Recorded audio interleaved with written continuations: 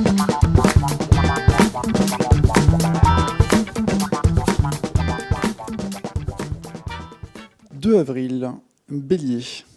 Si vous vous appelez Alexandre et que vous faites une thèse, votre prochaine prestation orale risque de très mal se passer. Bon, heureusement, je suis Lion. Mais imaginez comment ça pourrait être super intéressant de pouvoir prédire l'avenir aussi facilement.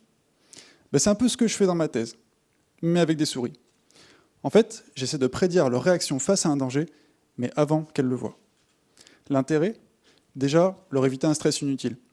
Et puis ça me permet d'observer de petits comportements discrets qui peuvent en dire long sur les mécanismes du cerveau.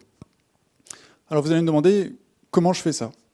Ben en fait, c'est très simple. Je prends des souris et je les mets dans un nouvel environnement. Et je regarde leur comportement à travers une caméra. Où est-ce qu'elles se déplacent, combien de temps elles restent, quelle est leur stratégie d'exploration. Et comme elles font beaucoup de choses, marcher, courir, sauter, se déplacer, eh bien j'ai énormément de paramètres.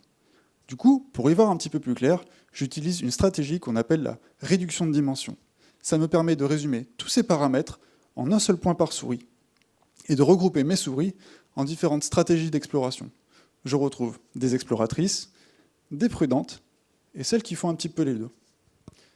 Ensuite, je les mets face à une situation de risque où elles doivent agir pour éviter un danger.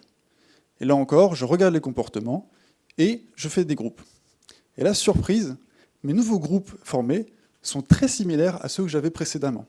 Je retrouve des exploratrices, des prudentes, et celles qui font un peu les deux. Alors ça peut vous paraître évident dit comme ça, mais c'est pas si facile à prouver, surtout avec des souris. Et surtout, la vraie question, c'est d'essayer de comprendre les mécanismes cérébraux qui induisent ces différents groupes comportementaux. Et pour ça, j'ai un suspect déjà tout trouvé, le récepteur à la dopamine. Vous savez, la molécule de la motivation. Et oui, parce qu'il faut être motivé pour éviter.